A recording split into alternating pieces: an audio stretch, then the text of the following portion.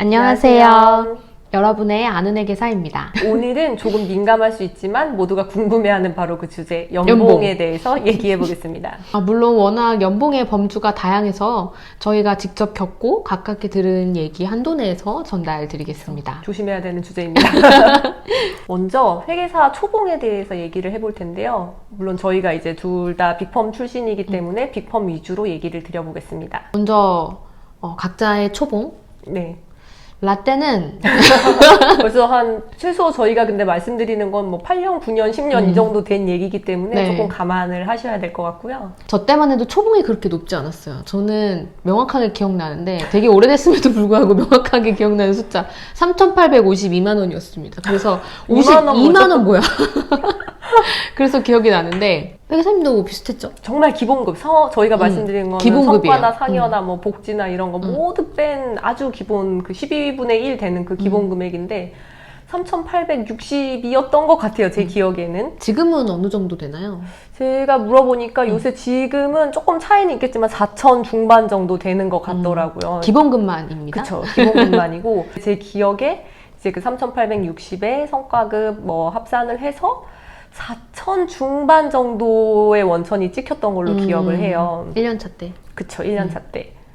근데 뭐 그 당시에는 고시생이어서 돈도 못 벌다가 이제 맞아요. 막 와서 나름 뭐 만족을 하고 다녔던 것 같은데 하나 생각나는 에피소드가 3년차 시니어 때 연봉이 조금 많이 오르게 되는데 그때 이제 한 동기 남자분이 와이프분이 이제 한 은행을 다니고 있어서 그 모임에 가서 나 이제 시니어 돼서 연봉이 많이 올랐다 해서 이제 은행원 친구분들이 얼마냐 이렇게 물어봐서 얼마 딱 얘기한 순간 그분들의 초봉에 못 미쳤다는 슬픈 얘기가 그때는 좀 그랬던 것 같아요. 그래서 회계사인데 진짜 이렇게 고생해서 뭐 됐는데 연봉이 높지 않으니까 좀 속상하기도 했고, 그러면 또 위안을 했던 건 뭐였냐면 우리는 그래도 초봉이 그렇게 높진 않은데 이제 상승률이 높다. 금방금방 오를 수 있다. 이렇게로 위안을 삼았던 것 같아요. 2년 동안은 수습이 있거든요. 1년 차 때 시험 보고 2년 차 때 시험 보고 그게 다 끝난 다음에 이제 한국공인회계사회에 등록이 되게 되는데 물론 뭐 일을 수습이라고 조금 시키는 거는 전혀 아니지만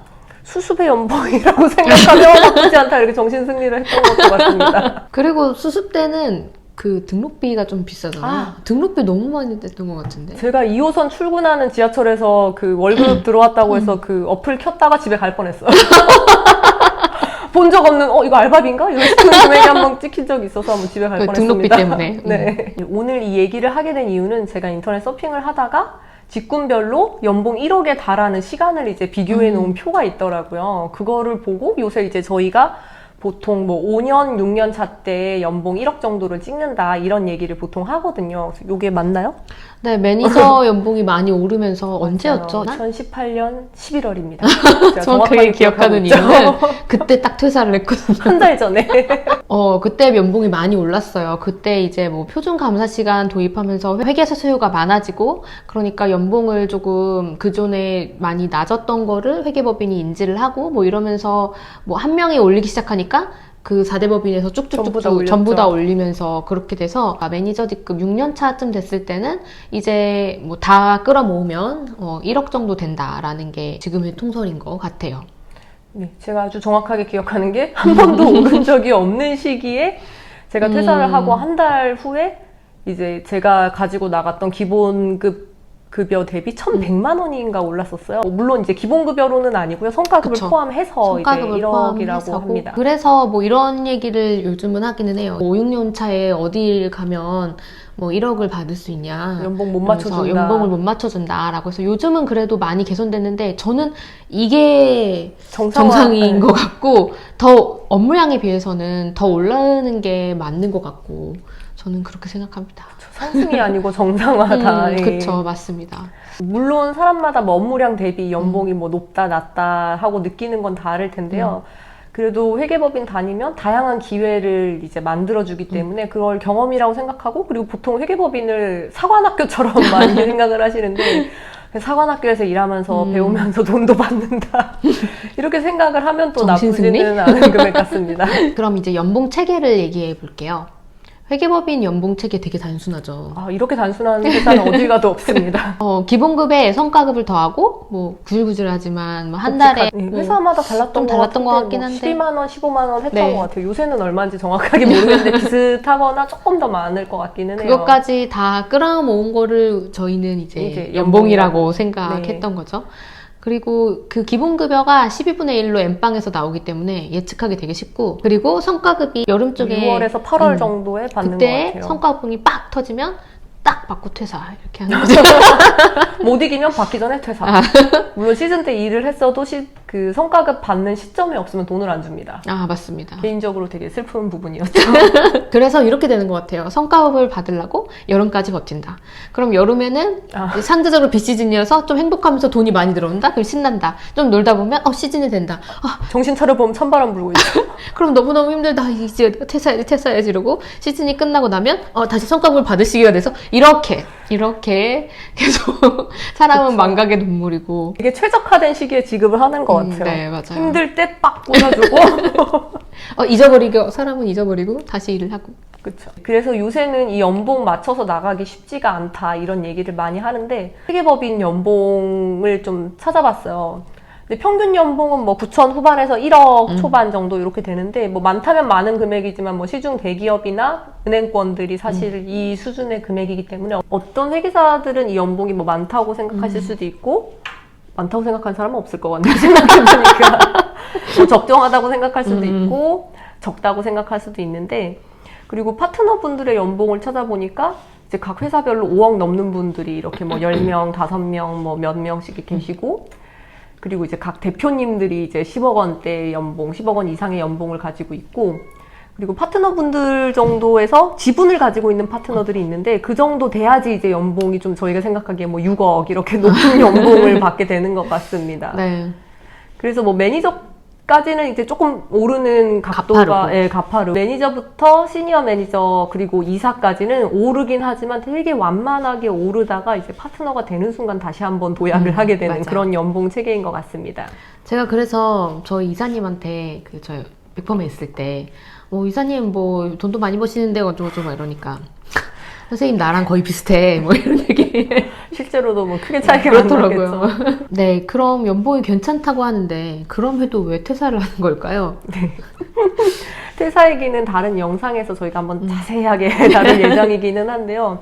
일단 제가 느낀 걸 첫 번째로 얘기해보면 법인에서의 이제 직업적인 안정성이 떨어지기 때문인 것 같아요. 사실 요새는 모든 직업이 안정성이 떨어지기는 하지만 이제 어느 기사 보다 보니까 연봉이 높으면서 수명이 긴 직업은 없다 이런 얘기가 있는데 좀 맞는 얘기인 것 같더라고요.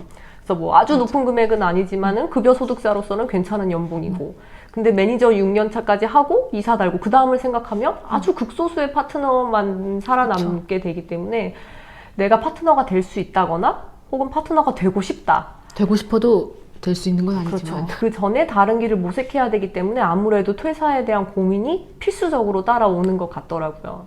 그리고 뭐 다양한 이유들이 있지만 이런 것도 있어요. 너무 필드업을 많이 하니까 이 사이트 저 사이트 돌아다니면서 맨날 보부상처럼 다니는 게 너무 힘들어서 그냥 그쵸. 한 군데 앉아서 일하고 싶다라고 생각하시는 분들도 있는 것 같아요. 장단점을 너무 자꾸 얘기하는 것 같은데 또 한 곳에서 계속 일을 하다 보면 모든 집단에는 좀 이상한 분들이 있는데 그분과 계속 일해야 된다는 단점이 있는데 이제 사이트를 돌아다니다 보면 그분을 가끔만 볼 수 있다는 장점도 있죠. 못 참으면 내가 퇴사하는 거다. 두 번째, 이직의 용이함. 만족도는 다르더라도 이직이 아주 용이하고요. 또 이직하는 곳들의 연봉도 괜찮게 맞춰갈 수도 있고요. 그리고 수요도 되게 많은 편이고 모든 회사에는 또 사실 회계팀도 다 있고 필요하죠. 다 그쵸? 필요하고 요즘은 내부회계관리제도도 감사가 되면서 또 회계사들이 많이 필요하게 됐고 뭐 여러 이유로 회계 환경이 급변하면서 회계사에 대한 수요는 계속 많기 때문에 회계사에 대한 구인은 정말 많이 있습니다. 물론 그쪽에서 저를 뽑아줘야 할 수 있지만 이직이 아주 용이하기 때문에 다들 좀 힘들면 때려치고 딴 데 갈까? 이렇게 생각하시는 것 같아요. 그리고 실제로 때려치고.